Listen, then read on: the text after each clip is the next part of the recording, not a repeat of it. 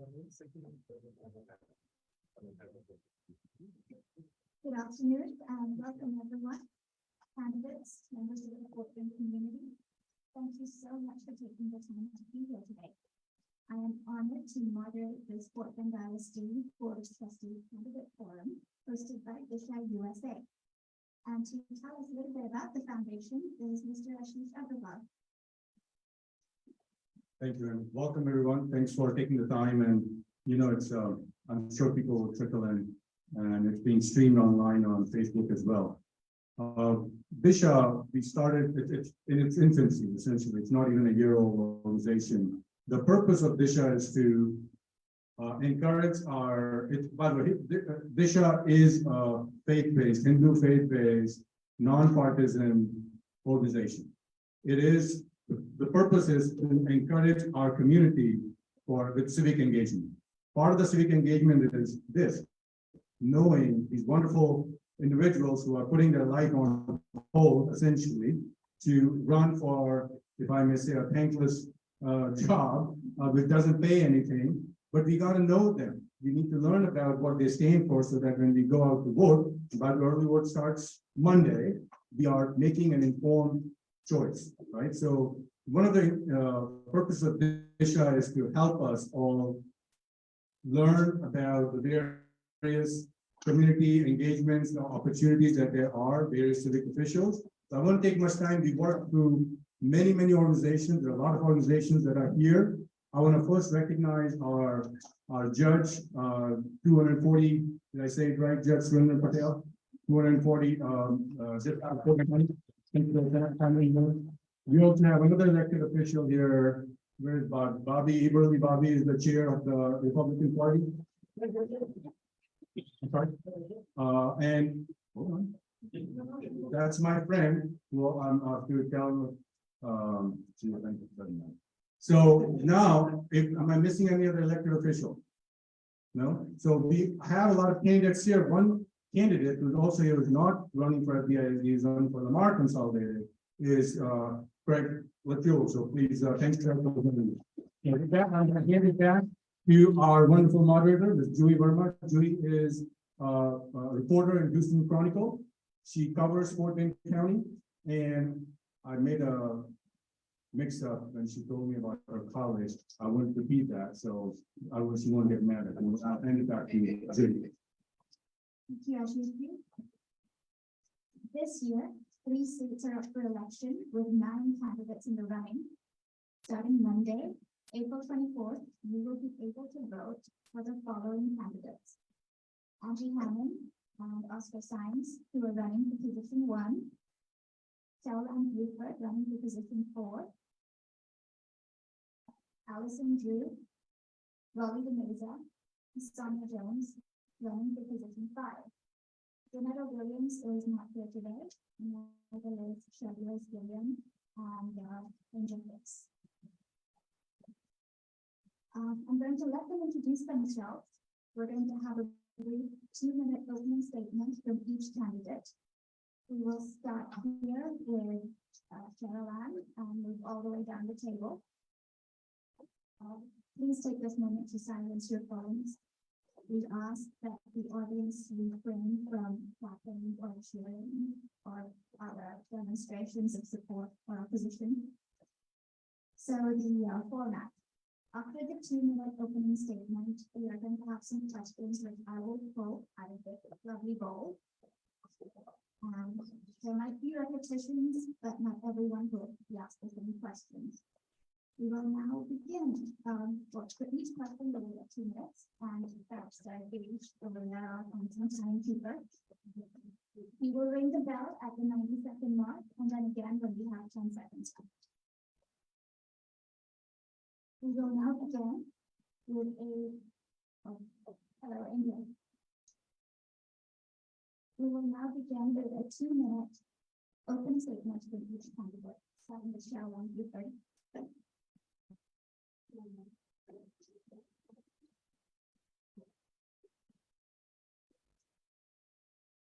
Hello.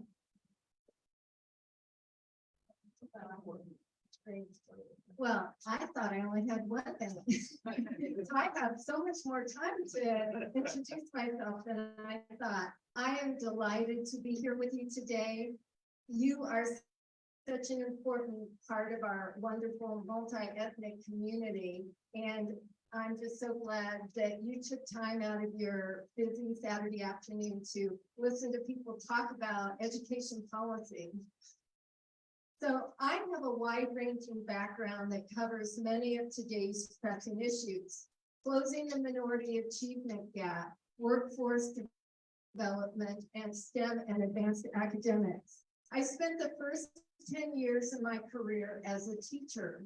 My ties to Texas date back to 1985, when I started graduate school at UT Austin and then subsequently moved to Houston. My husband and I made several moves for careers, ended up in Virginia, but then returned to Texas when he retired. So my advocacy for STEM and advanced academics began in 2010, when my daughter was a freshman at Thomas Jefferson High School for Science and Technology. It's the #1 ranked public high school in the country.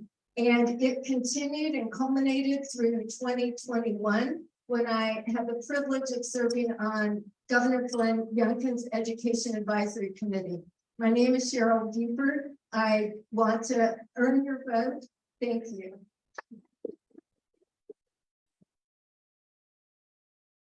Thanks, everybody, for being here on a Saturday. We know that there's a lot of things we could be doing, especially when we're this close to Costco. I'm sure a lot of folks would rather be at Costco than be here. So I appreciate everybody's here, that everybody's here. My name is Oscar Sines. I'm running for position 1 for FBISD board member, and I'm doing it for several reasons. I'll tell you that a little bit of a background is that I'm a parent of FBISD. We have my wife and I have 3 children. One is in kindergarten. One is in 1st grade. We have 2 boys that are going to go into kindergarten. And FBISD has become super personal to me. I've worked in the industry, in the K-12 industry, for roughly 23 years. I've worked all over the state of Texas with different school districts. And it wasn't until my kids started going to school that it transitioned from career to now it feels very personal. And that's one of the reasons why I wanted to jump in the race. I started seeing some of the changes that were occurring at FBISD a couple of years back, including things like a B rating, things like we were at the time close to $50 million over budget.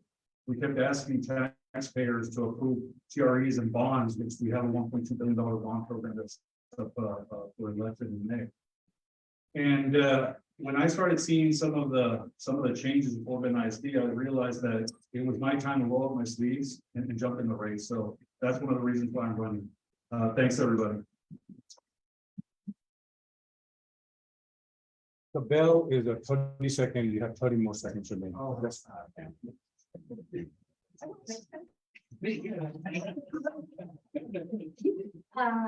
Good afternoon, everyone. My name is Angie Cannon, and I'm the current position 1 trustee, and I began in this role in November of 2020.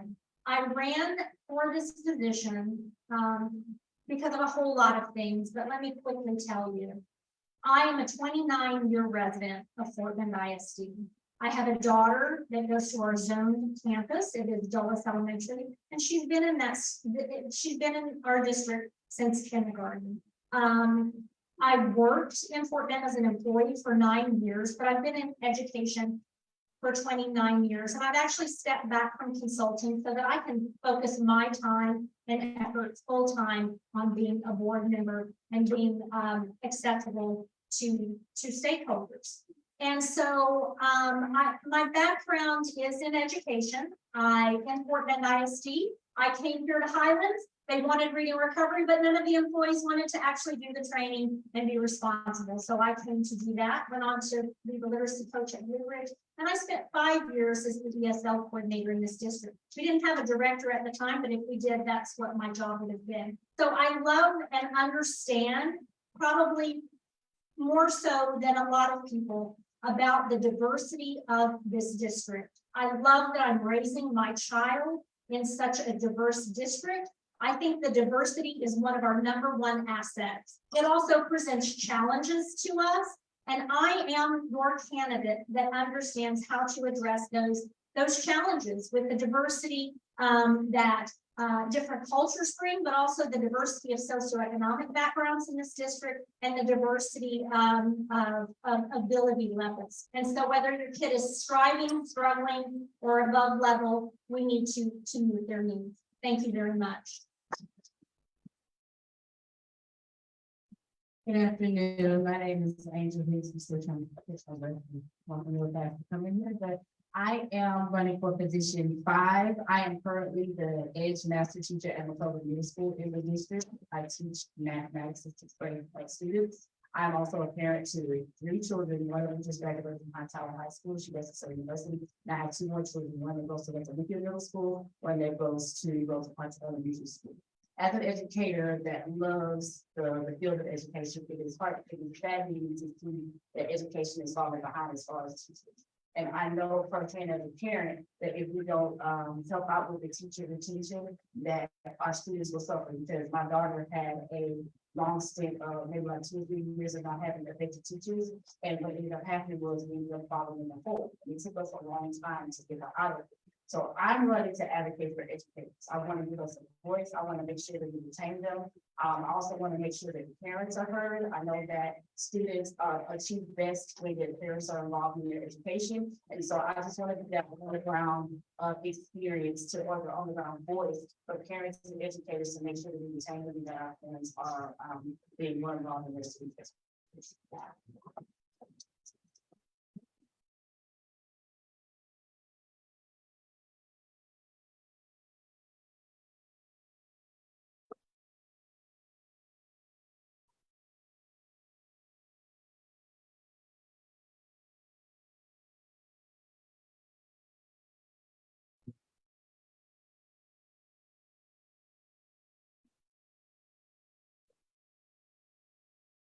Hi, everyone. I'm Allison Root, and I'm running for position 5 as well. You may have heard my name before. I am a former trustee. I actually achieved level of master trustee, which is the highest level that a trustee can attain. And basically, as a master trustee, you represent Fort Bend at the state level. Trying to read my notes at the same time, but I'm a little bit far away. So, what I do for a living. I'm an enterprise data architect for the University of Texas, system. And so basically what that means is I help all of their systems communicate by using technology and data. Since I have 2 minutes, I'm going to kind of go back into my life. This is why I run for school board. I went to the largest G2 STEM high school in all of our nation. And I graduated at 16, ended up on Wall Street. And I was a quantitative analyst for Morgan Stanley Asset Management for quite some time. That career, having that G2 STEM background, is what really opened doors for me. I had a career on Wall Street immediately out of college. And after that, once I got hired to do it now, I became a psychologist. And I worked at Brenham State School, where I took care of adults and children who have severe handicaps. I also am married to our director of fine arts, so the background in fine arts, CTE, athletics, all that kind of fun stuff. I've said twins that actually go to school in this district. Thank you.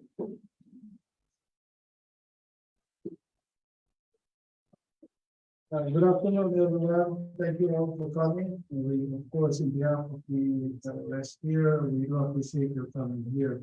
My name is Rolly Gameza, running for position 5, and actually this is my first time to run and find out how it feels like to give back to the community. It has been announced, of course, that even when I first filed my application, that this is purely voluntary, no compensation, not even a stipend. So Being retired after 40+ years experience in all the aspects of manufacturing, quality control, as well as organizational. Also a brief stint as a college professor during my days in my own hometown, and also once a managing director as well as a board member of our credit cooperative in our company, which are for the employees. I have 3 kids, 2 of them are married right now, and I have 2 grandkids from the first one. All 3 of them have been involved or were in FBISD, and I don't see any problem in contributing whatever I can, small way or big way, to the community by volunteering. So I would really appreciate and of course be grateful if I can have your vote come early voting or the election date. So thank you so much and good afternoon once again.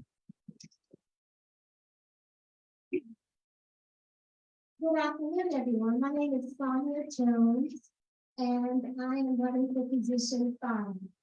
I am a teacher within the Houston Independent School District. I'm actually a science teacher within the Houston Independent School District. I'm also a member of the Board of Directors for Fort Bend County Mud 131. I'm a mother of 3 wonderful children, 2 boys and a girl.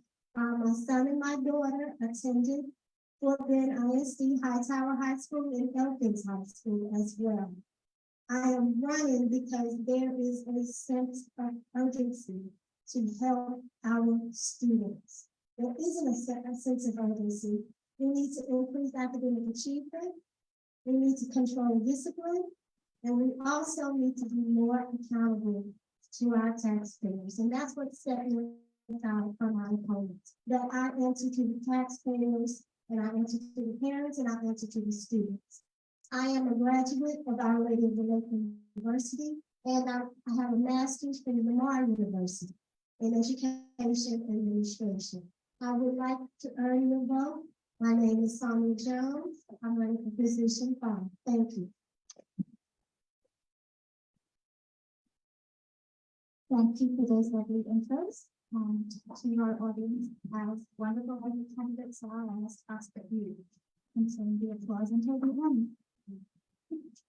So one quick question, and you see, you prefer just one down left hand side, that's like it's left rather than the first that no. I would wait. I like to. Okay. One, Yeah. We will start with the questions. You have 2 minutes for each answer.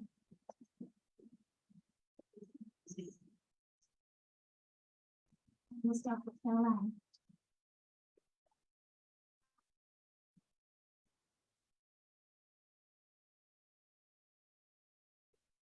Question is about the bond. Do you believe that propositions A, B, and C are adequately balanced? In the scenario where A fails, but B and C pass, how would you handle the needs of schools that were going to be funded by A?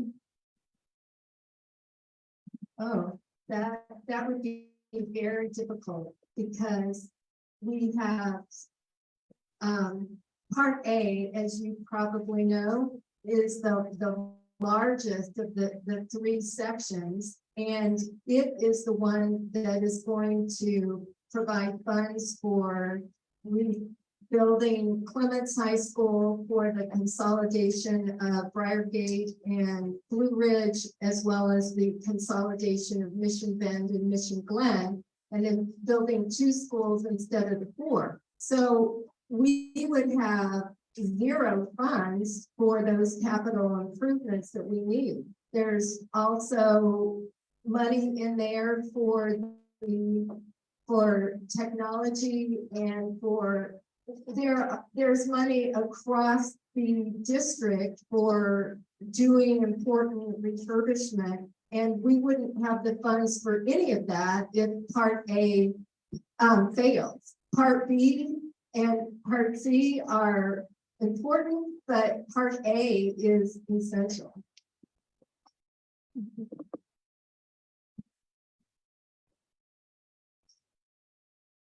I have a new question for Oscar. Where do you think FBISD is overspending and which areas and programs are underfunded? Well, I wish I could give you all the details, and I could do that if I was on the board. Right now, the only information I can provide is information that was reported to Central TA. And a couple of reports that have delved into the finances and operations. And that right now, when you compare Portland ISD with our neighboring school districts, we know that we're spending more per student on administration than our neighbors, and we're spending less per student on instruction than our neighbors. And so that's one of the places I would start looking. The other place is that report that was put out twice in 2 different years also talks about how operations hasn't been audited. And these are audits that happen on a yearly basis. The first thing I would do is look at operations, audit operations, figure out where we could pull some of those funds and relocate them to other places. So again, based on just the information that I can get from TA, from some of the audit reports, what I would say is pull more funds out of the administration side and place them in front of the instruction side.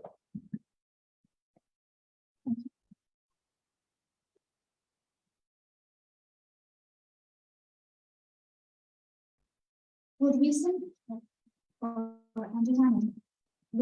reduction in teacher positions due to budgetary constraints, do you support similar reductions on the administrative positions? Well, there have already been reductions in administrative positions, specifically within the central office. There are many, and I cannot, but I'm talking millions that we have reduced the budget by not filling roles when they go vacant. So that has already happened. And can you repeat the question? I know the clock is ticking.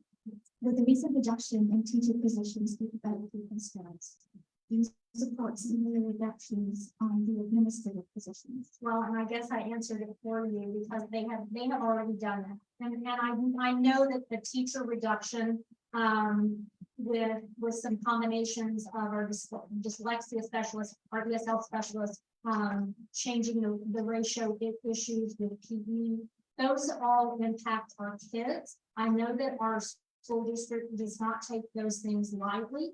I have expressed some concerns regarding some of those reductions. You know, there have been reductions with some of our science teachers that are in the out-class rotation.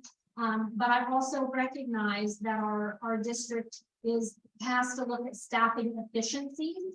And one of the biggest important things that we have to do is we have to, I hope that you will all talk to your legislators. Is that my 30-second? Okay. Because we really are underfunded. And just to kind of piggyback on sort of the overspending, underspending question that Oscar was presented, Portland ISD, we must fulfill our obligation to meet our kids' needs. IDEA does not give us enough money for our special ed kids, and we spend $23 million on top of what the state gives us to fulfill our obligation for giving our sped kids high quality program. So some of our issues, a lot of our issues we face are federal and state based, not meeting their obligation for our children. Thank you. For Angel Lips, what impact do you think the voucher program that is being pushed by the state will have on the school district, and how do you plan to minimize them? Well, the voucher program, if passed, could possibly take money from the surplus that Texas has right now, that they could possibly offer the school district for extra funding that needs to be in our school we're talking about. For teacher retention, for higher teacher pay, and for the student allotment as far as I mentioned, student for students. So if those vouchers are passed and parents are awarded those $8,000 vouchers to go to other schools, that's going to take from the surplus that the state could actually give us to fund our schools and to help increase those budgets for bigger students over budget. So how would I fix that? I would attempt to assure parents that an FBISD education is an education that they would for their students to have, making those community connections, making sure that we are providing programs to raise our scores for our students that are having lower literacy grades, for our schools like Little Ridge and for McCullough, people not rated this year. Just getting those community connections and making sure that our parents are not leaving our district to go to the charters or when they go to private school to get into those funds. And once again, encouraging the public to write to the legislature to make sure that that bill or try to make sure that that bill doesn't actually pass. Thank you.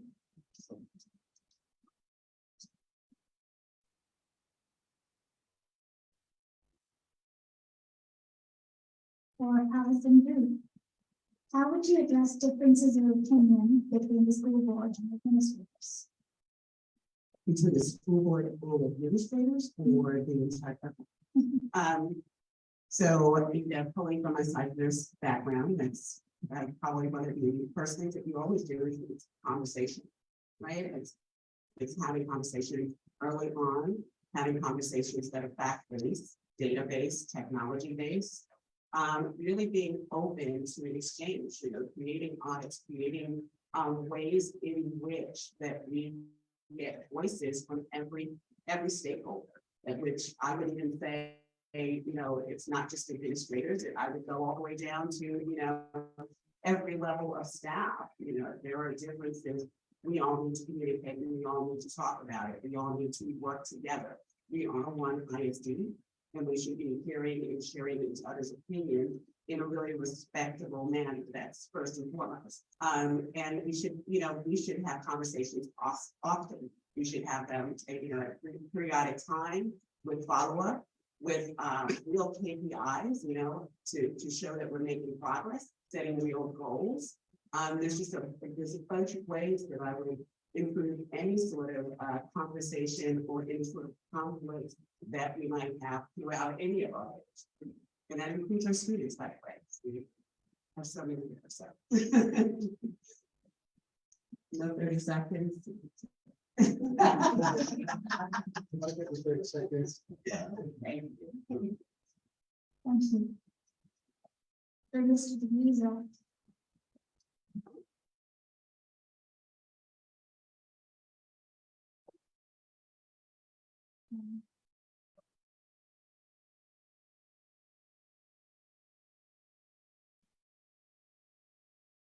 Portland is one of the most diverse school districts in the nation.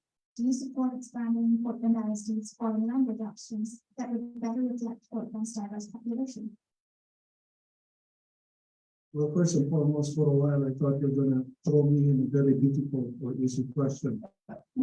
So I got nervous for a while. Well, going back to your question, as far as the expansion of diversification and inclusion of different languages, I would definitely support that. We all know that Texas pretty much is a very diverse state. People from California, employees, etc., are moving here because of the benefits that were given to the companies. So I would definitely support that. Now, I wish the questions number 2 for Mr. Zions and Ms. Hicks were addressed to me, because if those were the questions addressed to me, I don't need to be sounding too political.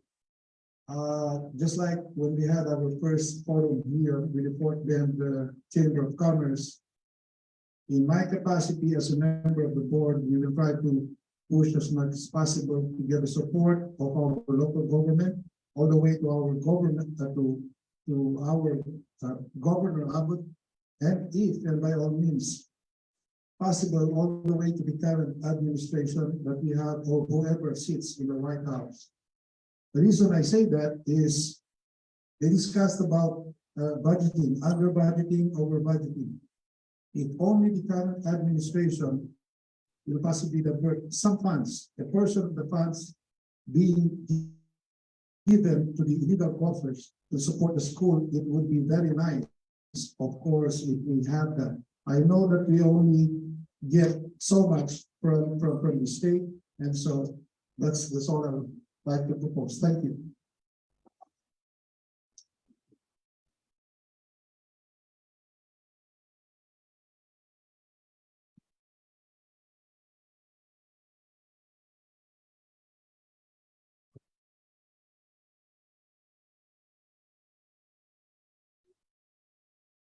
Or Sonia Jones. What are your views on educator salaries? How would you work to see educators competitively compensated so that we don't see situations like the teacher strike in Pennsylvania?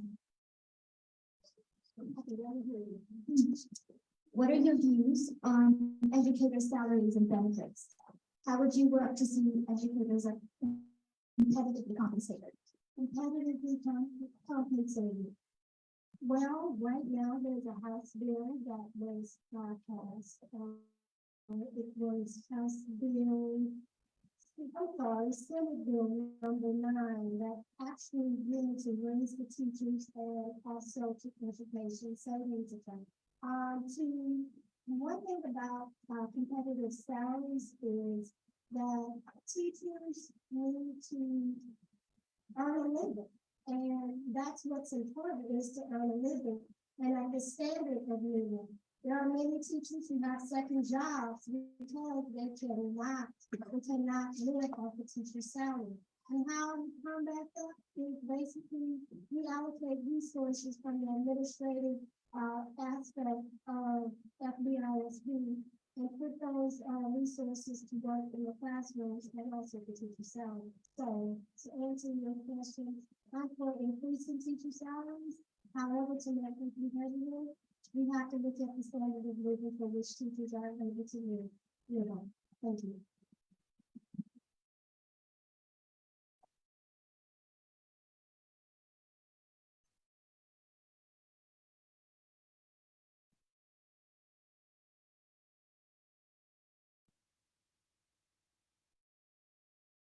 Okay, I will start.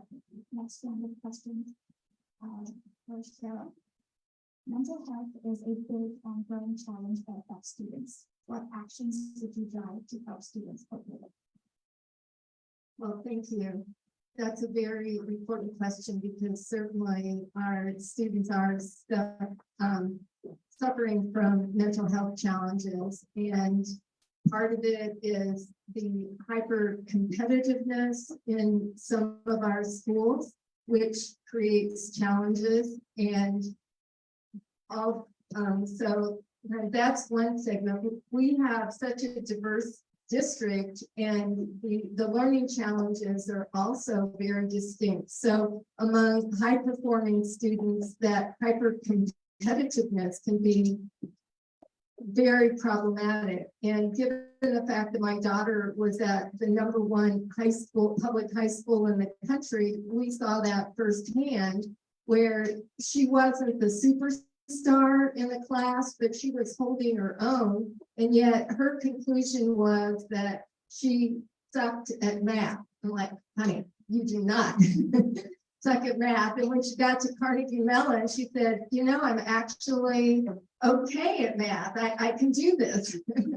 So, since the kids are young and they're hyper competitive, that's a problem. So we need to make sure that our schools encourage parent involvement, and there's transparency so that the parents are kind of a voice of reason and can dial down some of our students' anxiety, as well as just having our counselors attuned to the stresses that students face. Thank you.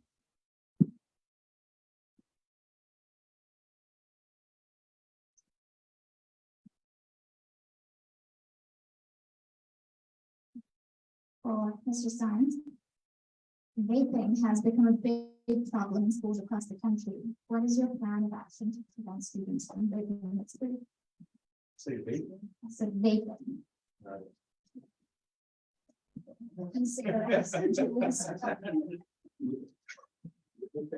I didn't do a lot of research on the vaping question before I got here, this does not have vaping stuff like that. You know, it's funny that you bring that up because I never thought about vaping, that would be a problem, but when I was growing up, we didn't have vaping, we had cigarettes. And, the way we got rid of cigarettes was, by putting out, a solid, honest information about how it was harmful. I think the problem right now is, the vaping is the new cigarettes, and there's not a lot of studies out there that say it's harmful. As a matter of fact, I think some people say that it's better for you than cigarettes. Like, frankly, anything that you put in your body that's making you act differently than you normally do is likely not good for you. So the way I would handle it is, have some type of information put out, let everybody know how vaping really affects you, and not from marketing campaigns, but from either your school nurses, from your doctors, from folks like that that really know what they're talking about. Me as a board member, if I told somebody vaping is not good for you, probably doesn't carry a lot of weight. I'm an engineer. I don't really know about vaping, but if my daughter's pediatrician's telling everybody it's bad for you, then it's likely bad for you.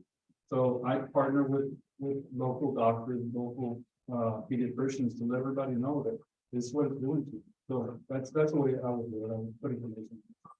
And I dated myself by saying cigarettes, I guess, is when I was growing up.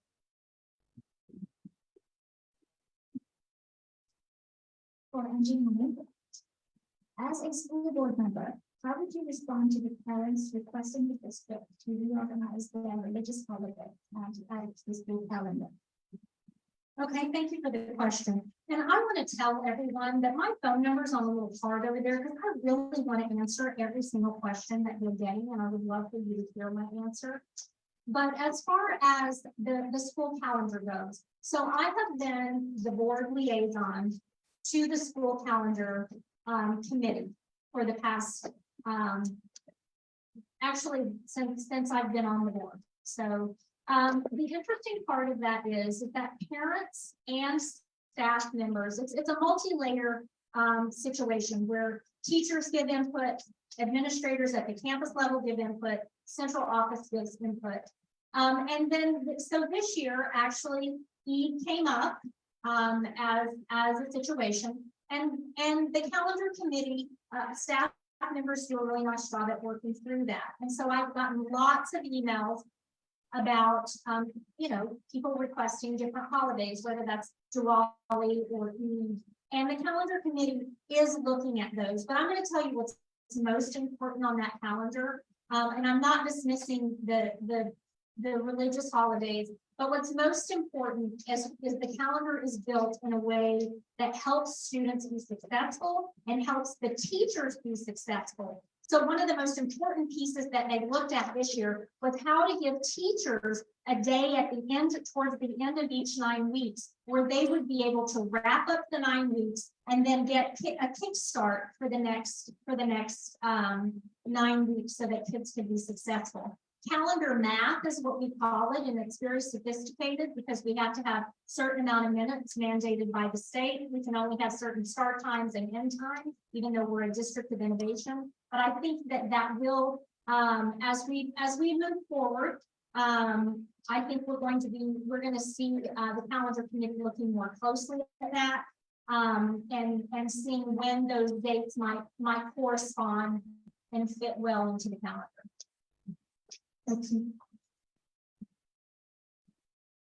Or Angel.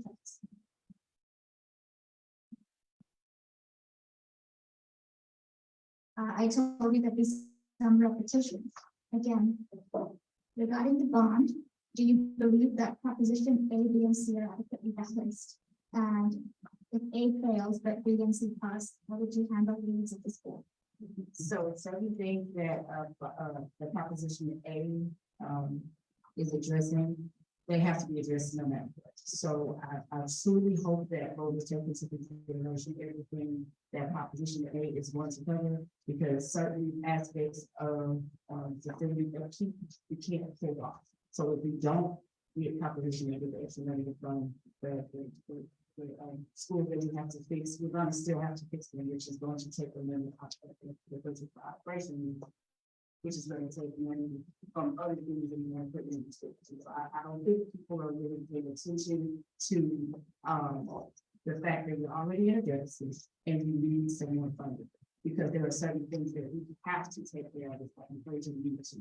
So it would be unfortunate if the bond does not pass, because like I said, there are things that we're still gonna have to spend money on. And the bond would actually help balance our operation budget so that we can put money towards other things like teacher salary and instructional materials for students. But to piggyback off of Oscar's question about the vaping, we actually have somebody from Indiana University to our campus to talk to students about vaping, and we even have 2 loans. I think they're real loans, and they were like this now.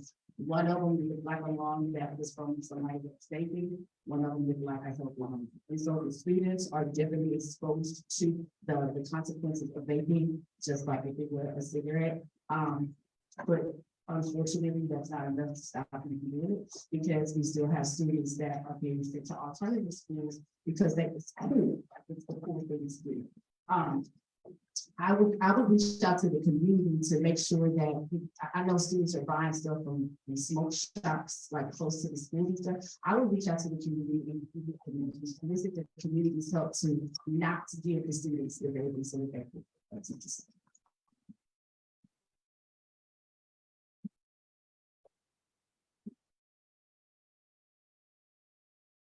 For Allison too.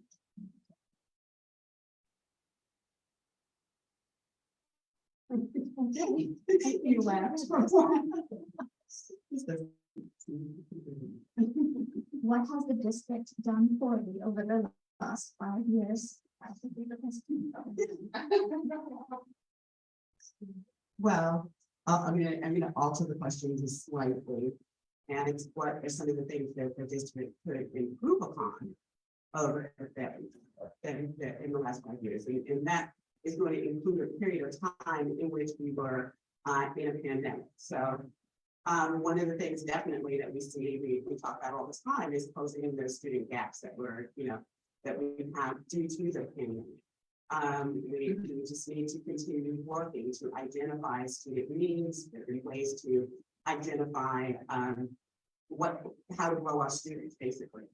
One of the programs that we had while I was on the board was community-based accountability, which basically just gave us real-time differentiation about what was happening in our students' lives. So we really had the ability, or we were building a process outside of STAR that gave us the ability to really look at what we need to do to grow our students to the best, to be the best that they can possibly do. The other thing would be funding. I mean, we're talking a lot about funding, we're talking about the bond. One of the things that since I was selected to be a master trustee at the state level, one of the things that I can do is advocate for funding for Fort Bend. I mean, we have a broken funding formula. It's a one-size-fits-all funding formula that does not include Fort Bend, in that model. So we really need to start advocating for appropriate funding for all of the programs that we need here in Fort Bend. And so another thing that I would say that we could continue to do better is recapture students. As we talk about things, recapturing students from charter and private schools and so on, retaining our teachers, huge teacher attrition. So also say, I mean, I started off with improve upon, but things you can improve upon.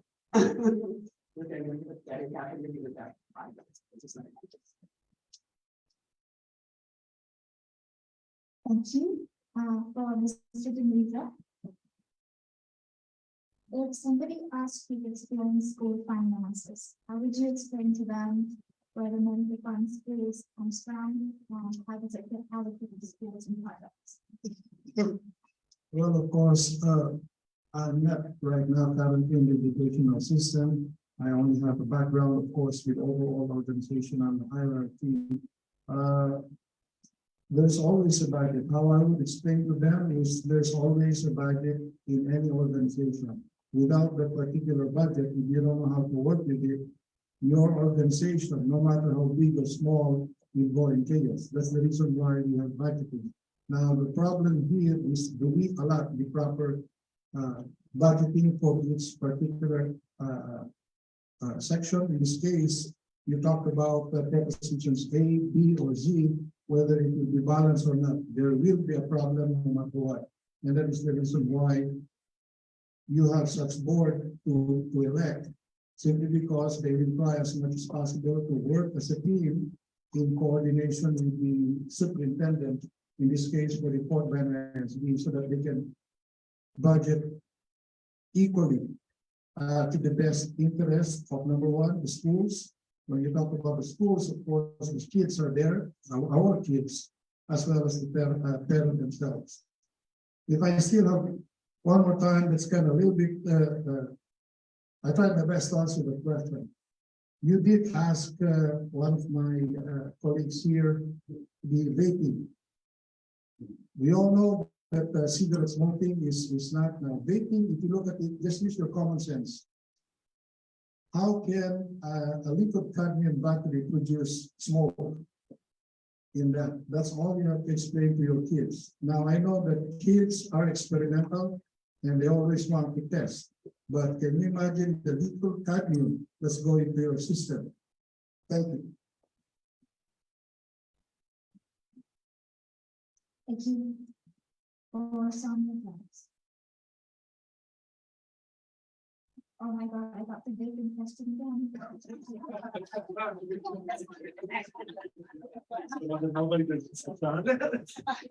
Nobody did research on Vaping has become a big problem in schools across the country. What is your plan of action to prevent students from vaping at school? Well, vaping has impacted me at home because two of my children that actually. And we've had these conversations about the effects of vaping.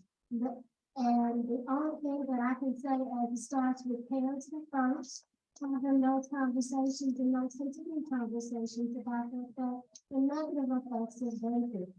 Also, community-wide public service messages. You don't see very many public service messages on TV about vaping. You see everything else, but you don't see anything about vaping, as if it's that silent killer or that silent cigarette. That's what I'm saying about. More than less, that I would stop vaping is just public service announcements, getting the nurse to actually have people from the medical field to come in, talk to students about vaping, the effects of vaping, the consequences of vaping, although they're not illegal as it is. But just to let them know that there are a lot of benefits to vaping. Also, I wanted to piggyback on Angie's question. There is a House bill right now that is related to the designation of Eid al-Adha, Fitr, and Diwali as optional holidays within the state employees, also as well as for school districts as options to put in their calendars as we speak. Thank you. Thank you. And then while I walk the mic back, I want to recognize three more elected officials who are here. David Hamilton, David is a full-time ISD Board of Trustees. We also have Laura Richards. Laura is our county clerk, and Monica Riley, Missouri City Council.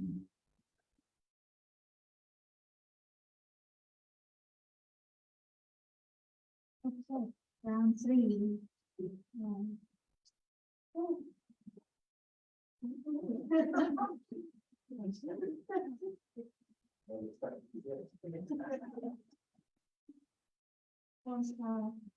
Education is a top priority for residents in Portland. How do you plan to bring parity across all schools? Well, that That is a very important question, because with our wonderful diversity, we have such a variety of learning challenges. We have schools where students are struggling to be proficient in basic reading and math. And then we have kind of the range of schools where there are many gifted and talented students who are performing at the highest level, and everyone in between. And so it makes it much more challenging as a school district to meet those distinct learning needs. We need to use innovation, and for our low performing schools, sometimes we get the mindset that it's always been this way, they have always struggled, and nothing that we can do will make a difference. And I'm here to tell you that in Fairfax County, Virginia, the lowest performing school in the district, the principal allowed the math teacher, well, he allowed all the teachers, but the big success was in Algebra 1. He allowed them to come up with a pilot program where in 3 years, they went from the lowest performing school to a 90% pass rate in Algebra 1 and 2. Unfortunately, that principal retired. The administration didn't support that pilot program. They wanted that school to do what every other school is doing. And so the scores dropped, and now it's again a low performing school. But so we not only need to use innovation, we need to sustain that improvement. Thank you. I'll ask for science.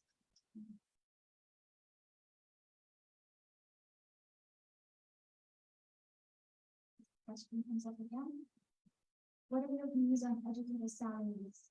How would you like to see educators competitively compensated? So let me answer about the question about vaping again.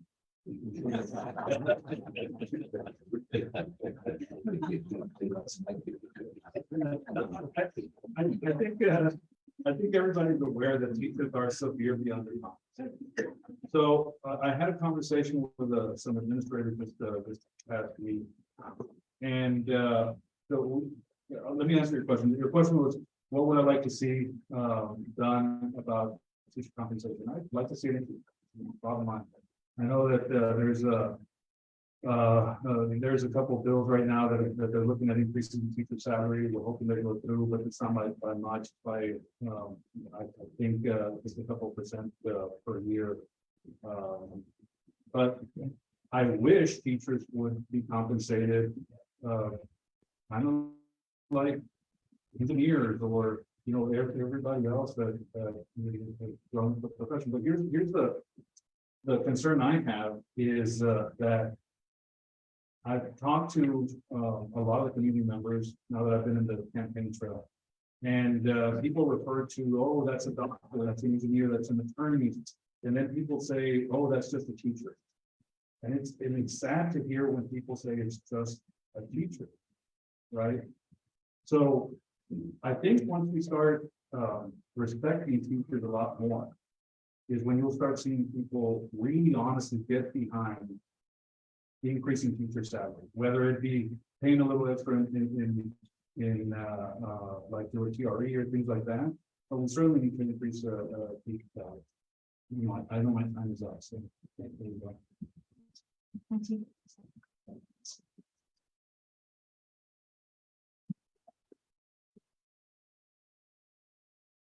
Or do you support single member districts? Why or why not? And so I'm assuming everyone in here knows what single member district means. What I do support is I support that this district look at policy because we are selecting our trustees the same way we selected trustees from decades and decades ago, when our district was quite small. And so one of the things that I would really like policy, excuse me, to consider, because we have very, very large master plan communities. And as we do west side, east side, and an at-large position, I think it would be worth a conversation. Not that we would be elected by these districts, but that we could actually have candidates come from specific districts, more like northwest, northeast, southwest, thank you, southeast, southwest, central, because I do have a concern that we could have trustees where they only come from very large master plan communities. And while I think master plan communities are wonderful, I don't live in a master plan community. I live in a community, I love it. It's Sugar Lakes. We have fewer than 600 homes in our neighborhood. And I just never want those small districts, small neighborhoods to lose their ability to win because of the big voter blocks in some of our very, very large master plan communities. So again, I'm not talking about having voters only vote from the Southwest or the Northwest. I'm just talking about that might be a way to think about how we select our trustees when they can put their name on the ballot.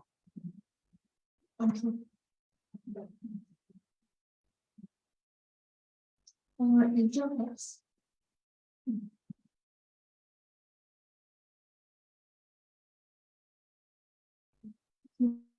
Well, we got this question, so.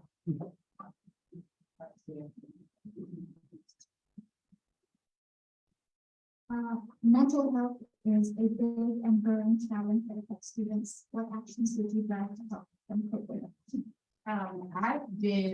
We do this already. I work at a living ISD school, and I mentioned that. But we do it once a week during advisory. It is a small 1 minute briefing session that the students go through when they first come in. And I've actually been looking at this over the past month.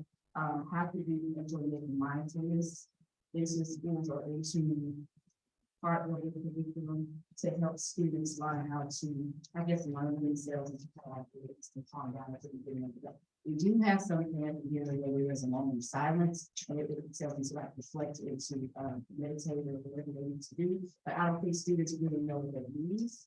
And so I looked up schools that incorporate mindfulness in their curriculum about today, and they see a decrease in discipline. And so that's something that I kind of wanted to present or look into to see if we could incorporate that in maybe like the TV classes or maybe I can give you a day or something like that. So look into ways to help children kind of like with offset and bring up the day, but tell them how to, not necessarily they do this, but most of the time they have to be taught how to do those certain things. And I would appreciate something that Mr. Stein said. He said that he spoke to teachers and they said, well, he spoke to someone and they were so, well, they're just a teacher. I was talking to somebody the other day and I said that that's one of the reasons why I'm running is because I always say that. So, well, I don't have that decision because I'm just a teacher. And I guess I'm a type of man, I'm just a teacher. And I want to be somebody that has more of a say so in that end. I want to be able to give teachers more of this so they won't say them don't get it.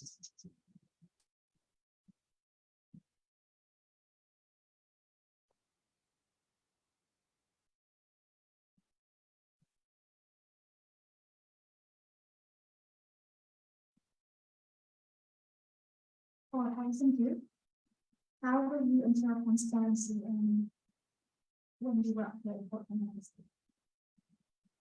Okay, so actually, while I was a trustee before again, I was actually responsible for putting together a what I'll call a pilot program. It really was not a pilot program, but we're working with one of our neighborhoods, primarily the Marshall Peter County. We met with the local community group there. We met with them periodically. We had someone at the executive team level meet with a group of the community, exchange ideas, show them, give them data on how how money was being allocated. Showing them Title I funding, how that's being allocated, what is being allocated for.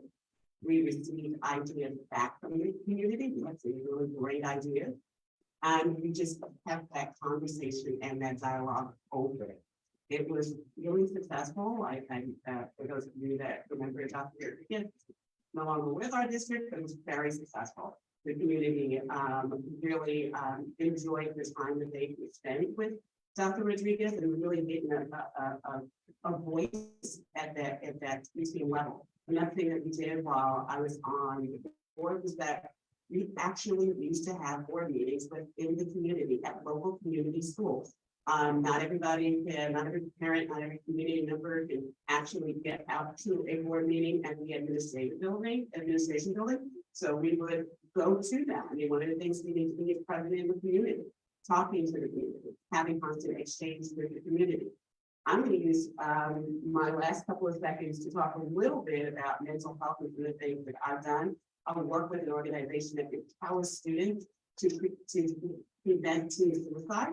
And that is really important. Students are our biggest way when mental health is concerned. That's my bell. You'll get a closing statement for Mr. Demusa.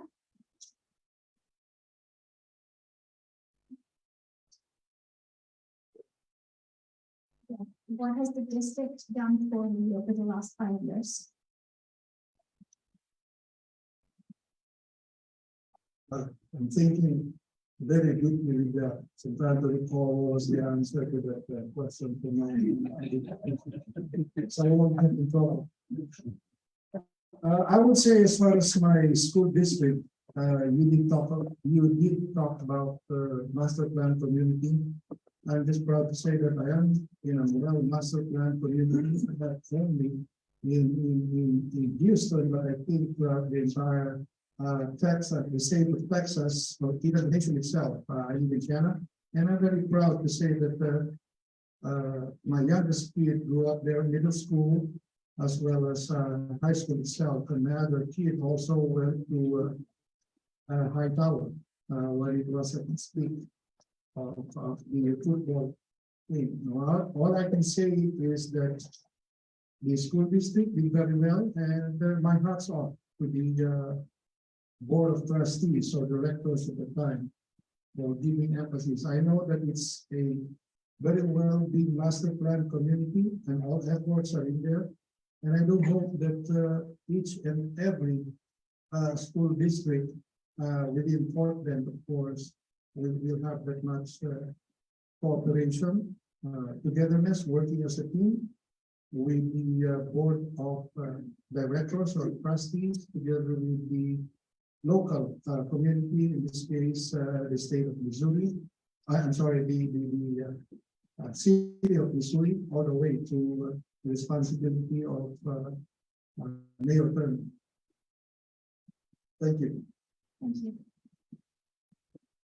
Okay, I found a brand new question. We haven't touched upon for some of those.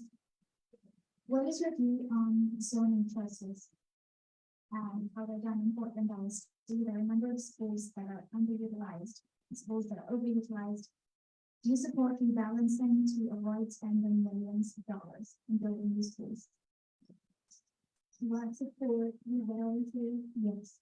Well, that's the local basically states that the board will try their best to make sure that these schools are revenue tax access to the schools that are right there in the neighborhood. However, we see that that's not the case, and that's a part of what I always talk about in my platform is that we build in trust. And right now, a lot of parents are upset over the fact that they're not able to go to the neighborhood school because of rezoning. What I would actually do is not only follow board policy, but see what the state says about rezoning and attendance boundaries in certain areas. So that's what I would actually do. to support that. Thank you. And I'd like to walk back the mic. We have another elected official in the room. I will recognize Ms. Cynthia Ginyard, Democratic Party Chair of Portland County.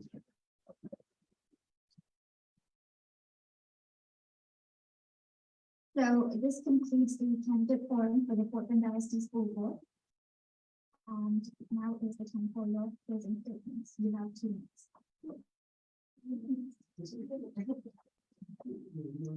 Oh, I'm sorry, you have 1 minute.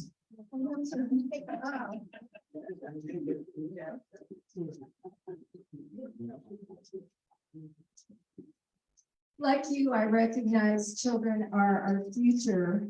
I love our multi-ethnic community, and you are a very important part of that. We must do a better job fulfilling our district's #1 core belief that all students can fulfill their potential. And I can tell you, I have the battle scars of working on,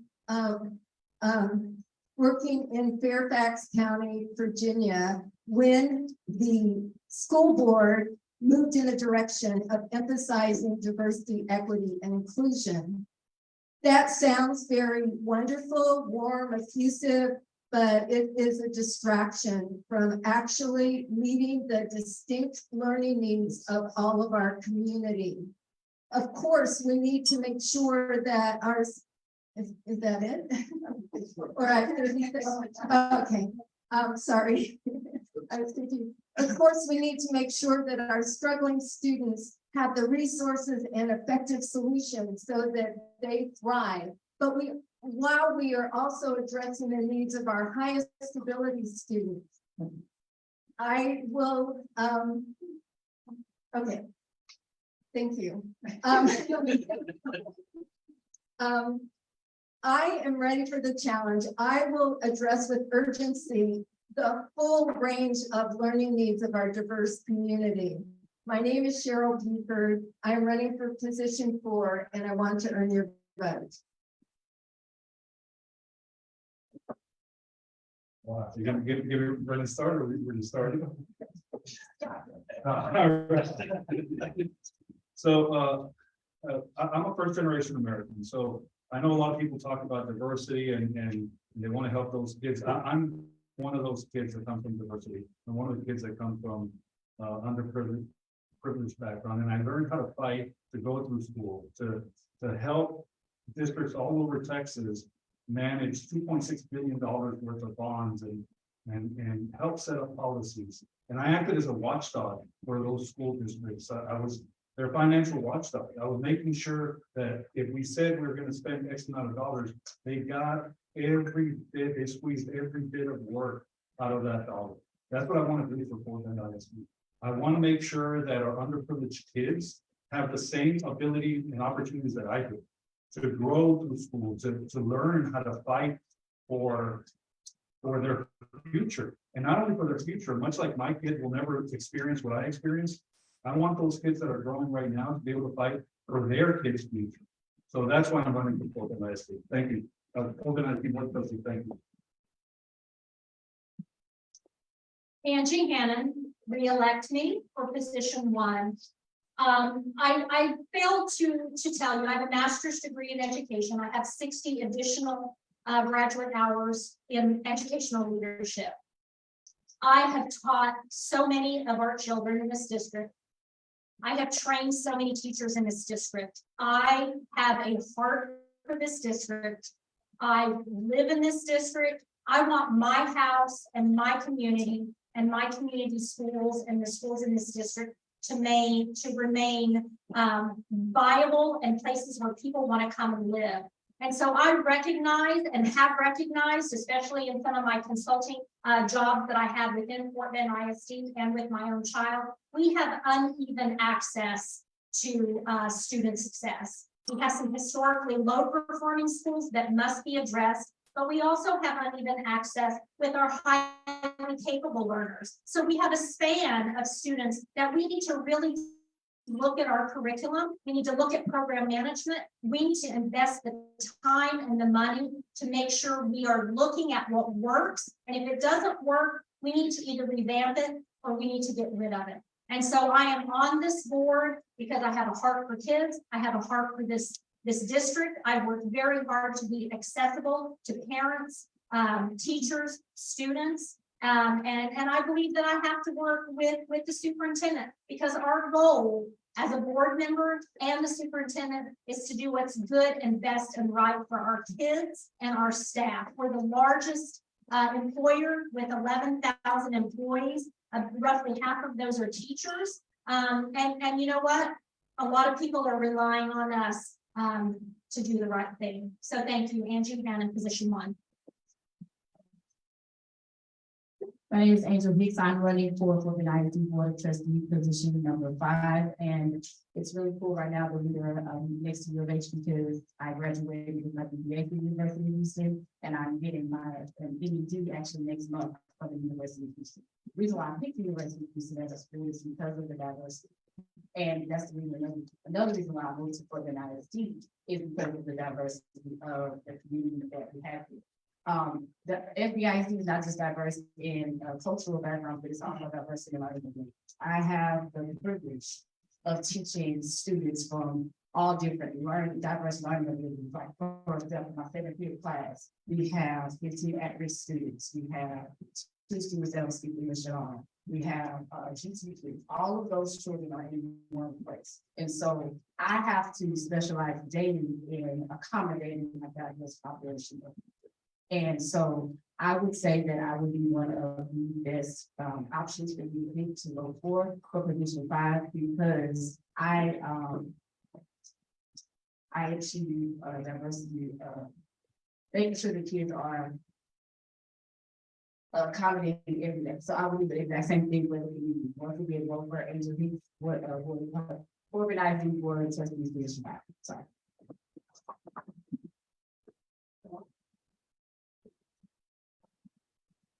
I'm gonna apologize for not standing. I have a weird injury, so every time I stand, it's hard for me to feel weird. So I'm gonna try and breathe.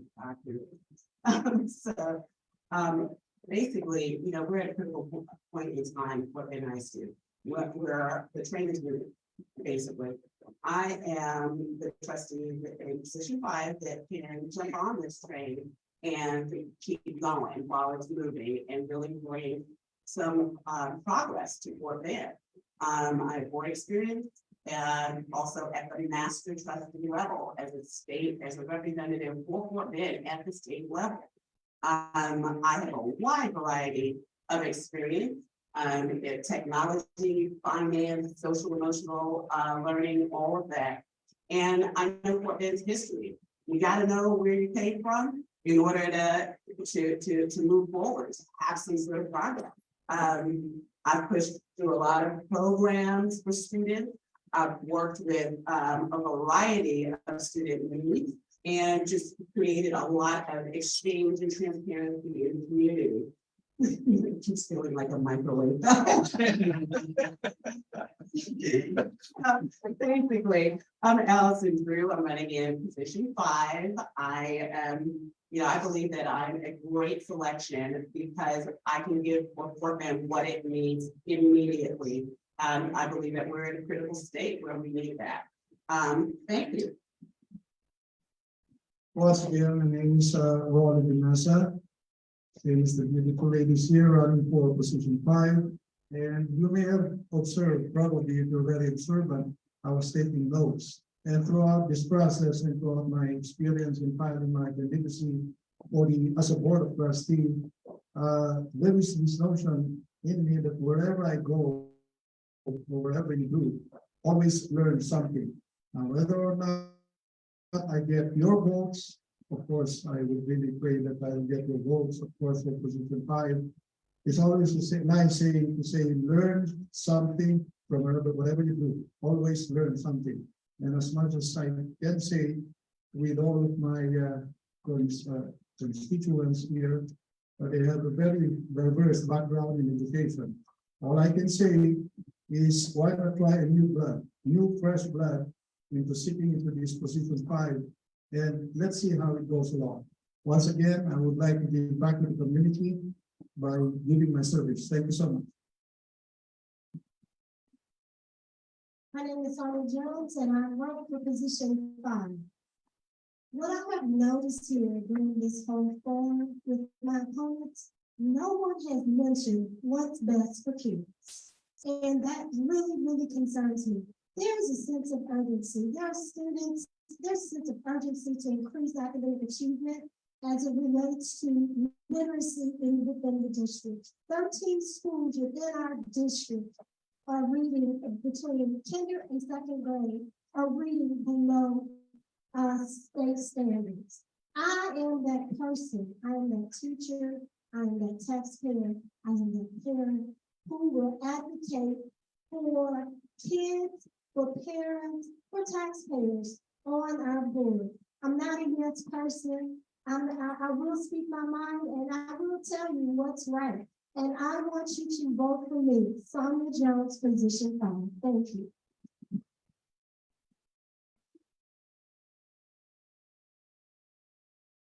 Thank you so much. On behalf of Bishop, members of the Portland community, thank you to our candidates participating in the forum and running for this election. Thank you, Cheryl and Buford, Oscar Science, Andrew. And mine's for Shannon. I know. Angel Hicks, Allison Drew, Raleigh Demuda, and Sonia Joe. And Shirley Rose Williams and Netta Williams are also running. They're not here today. And Mr. Everett. Thank you. A big round of applause for our moderator. Before we round up, we wanted to be on time. Typically, we are playing for not leaving, not starting on time or not ending on time, so we will end on time unless I keep on talking. So now, so the candidates were on the hot seat. I want to put all of us on the hot seat now. Okay, it's not easy what these guys are doing. It takes a lot of money, time away from family, from themselves, and job, and anything else they want to do. So it's very important that all of us, and by the way, when I say all of us, and I'm going to go around, we have representatives from Vartalgam, from Arya Samaj, from HSS, from Indo-American Conservatives of Texas, from Indo-American PAC, from Pragati, from HAF. I mean, I can go on and on and on. These are the PAPS, and we have so many organizations, and each organization has at least, I would say, 2,000 members. By my last count, we have 35,000 registered Hindu voters. Okay, last voting for FBISD, total 7,000 votes happened. 7,000 guys. It's 4%, less than 4%. We need to make sure these guys have put their time, they have come here, they have shared their views. If you want to learn more, before you leave the room, ask for their numbers, ask for their details. That's what as a community we ought to be doing. Ask for Craig, he's running in Lamar, Arkansas. Why is he running? What is he standing for? You have wonderful elected officials who have stopped by, given their time. It's not that they're finished, they're elected, so they just stop interacting with the community, right? So they're here. Talk to them, talk to these candidates. Please learn more about them. And and starting Monday, it's the best time to go vote because you'll be in and out in 5 minutes. I guarantee it. Literally, I guarantee it. I'm getting on Facebook Live, literally less than 5 minutes, right? So please go vote and take at least 10 people. We need at least 3,000 to 5,000 people of that 35,000 dimension to go out and vote. And I'll be harassing all of us, including myself, to go out and do that. Please, and my plea and humble request to do so. Before we leave, a quick request, if you guys can please stay seated, if all of us can come stand behind, we'll take a group picture before we move on. Is that okay? Can we all stand behind the candidates?